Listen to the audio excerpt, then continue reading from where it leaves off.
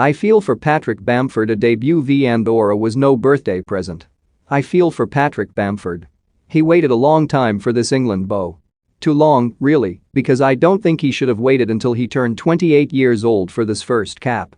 In the end, Bamford's Three Lions debut will go down as being fairly underwhelming.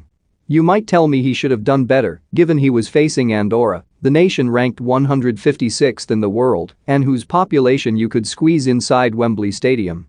But it isn't easy for a striker when you're facing a side like this. Bamford didn't have a great deal of space to work with.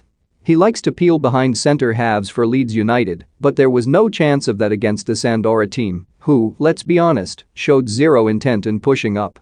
If you listened to the game on BBC Radio 5 Live, you'd have heard occasional cheers during the first half. It wasn't because of the football. It was because of fans who were getting giddy whenever a paper plane landed on the pitch. When the supporters in the stands are having to create their own fun, that's a sign of boredom, and that was largely down to Andorra, merely trying to not lose by too many. Bamford was removed after 62 minutes when England were only leading 1-0, and that showed Gareth Southgate's ruthless side. He isn't running a charity here.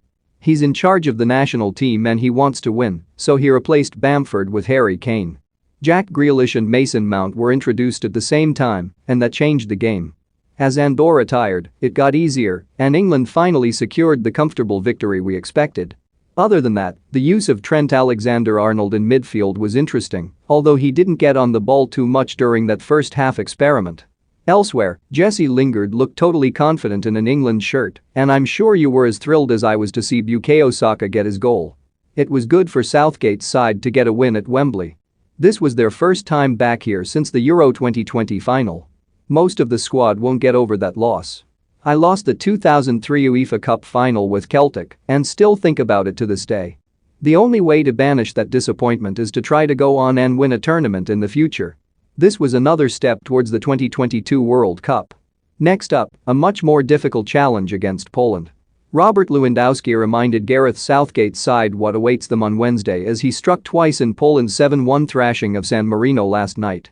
Ahead of England's trip to Warsaw this week, the Bayern Munich striker opened the scoring inside 5 minutes and added the third goal midway through the first half to move to 72 goals for his country.